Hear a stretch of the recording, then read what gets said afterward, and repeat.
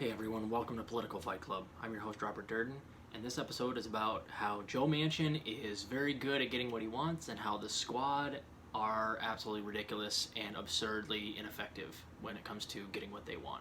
So I'm going to put two stories together here. The first story is Joe Manchin is going to get his way on the corporate tax rate. I called this out on March 26th on this show when I was talking about how Biden's infrastructure plan and his tax plan was already anemic. Like, they aim for the lowest possible number and negotiate themselves down, and then Joe Manchin carries it even further, and then the Republicans carry it even further. This is called the ratchet effect, or asymmetrical polarization.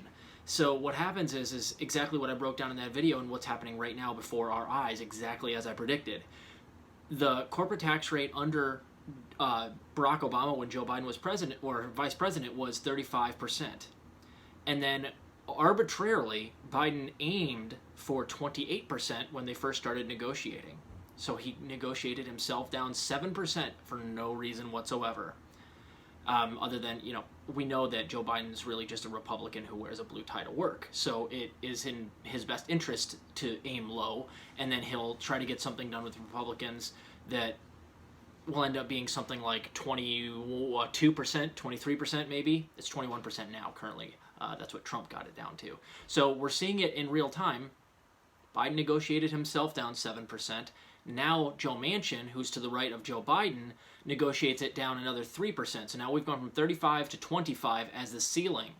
Because Joe Biden is not going to fight Joe Manchin to get him to change his vote. He just goes, oh, well, Joe's going to vote how he wants to vote. And since he is the deciding vote right now, the linchpin that gets anything through the Senate, he can have what he wants. He won't even argue with him.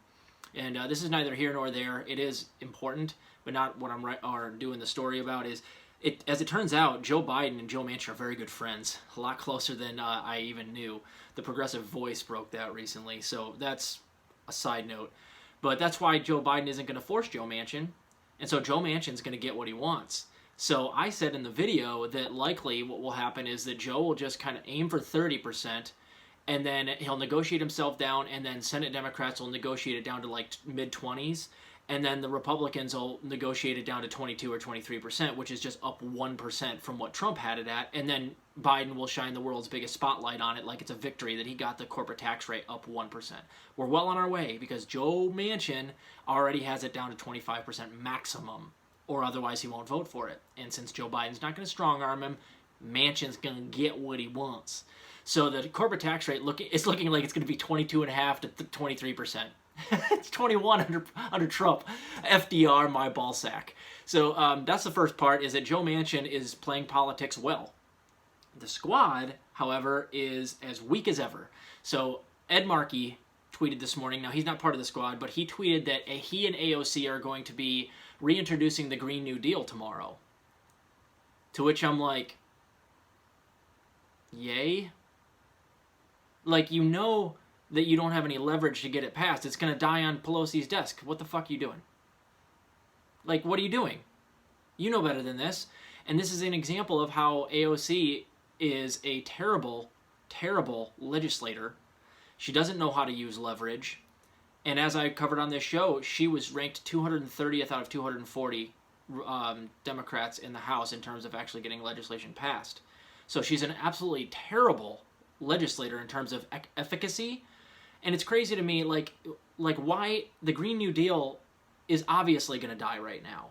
There's no media attention on it right now. Everything that we're seeing in the media right now has to do with like civil unrest, the racial disparity in this country, and healthcare because of COVID. You could frame any number of bills around stuff that's actually happening in media right now and give it much more strength and give it some legs to run on. But no, nobody's talking about climate change right now. They should be, but they're not, objectively. So the fact that they're choosing to push this right now, it proves to me that they're trying to look like they're doing good things without actually getting anything done.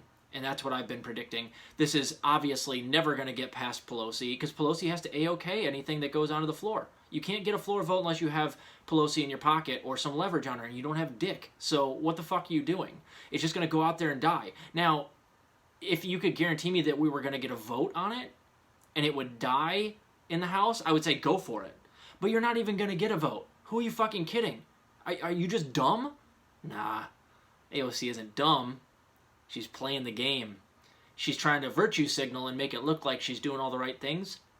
And she'll tweet, even though she's been kind of quiet tweeting lately, she'll tweet like crazy and get nothing done. So that's great. Green New Deal. That'll go out there and sit on Nancy Pelosi's desk until half past her death. So I don't understand what you're actually trying to accomplish other than virtue signal. It's useless. Useless. If you have something on these people, then why aren't you out publicly tearing them a new one? I see zero signs of life from AOC. And I about to pound the gavel on ever trusting her again, man. I'm not sure I can. I'm so irate with the squad. This is exactly what Pramila Jayapal did like a month ago, and I called it out on this show. She's like, we're going to force a vote now on Medicare for All. And it got nobody retweeted it, and everybody's like, no one believes you, and you don't obviously care to do anything about this because when you had leverage, you didn't fight for it. You have no leverage now. We know this is all talk. And then have you guys heard them talk about anything in Medicare for All terms since then? No, of course they haven't. They have no new leverage. So anything that they talk about is just going to die on Pelosi's desk. So I'm tired of these assholes talking like they're actually going to get something done. You guys are all fucking dimwits. Or worse. My theory is that you're all nefarious. You're all actually actively working within the ranks. You don't care to get these things done. You are the fraud squad, or as I like to call you, the suicide squad. Because suicidal ideation has gone up like crazy since COVID started, and particularly since Medicare for All died in younger people. That's on you guys, man. So the Suicide Squad's up to it again. See if they actually have something on Pelosi.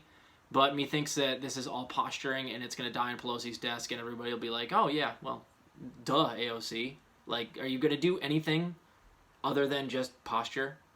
She's worse than useless right now. So anyway, Joe Manchin's getting everything he wants. The squad gets nothing that they want. If they had any nutsack whatsoever, they draw a line in the sand like Manchin's doing and say, oh, you want 25% in the bill? Well, it has to get through the House, right? Which means you guys need our votes. We're going to aim at 50% corporate tax rate, and we will not do any less than that. You won't have our votes, it'll die.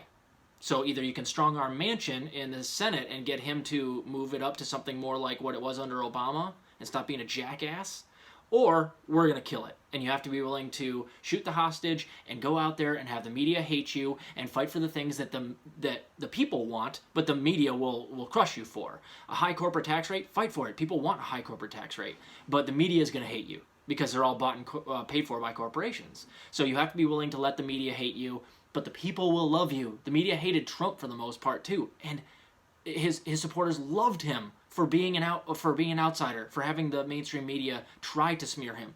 It's a badge of honor. Wear it thusly. So the squad's not going to do dick. The Green New Deal, I mean, you should have seen the comments on Ed Markey's tweet. It's like, dude, nobody believes you guys. Like, no, we're not getting fooled again on this. You guys screwed up. We don't trust you anymore, and we know you don't have any leverage. So get the fuck out. So they're not going to do anything, and Joe Manchin looks like he is successfully going to get the corporate tax rate down to something like 22 to 23%, because now he's gotten it down under 25.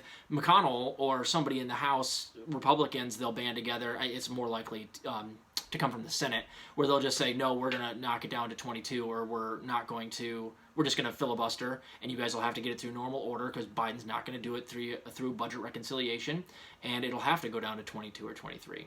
Just like I predicted. And that's what a Biden presidency and voting blue no matter who gets you, fuckers.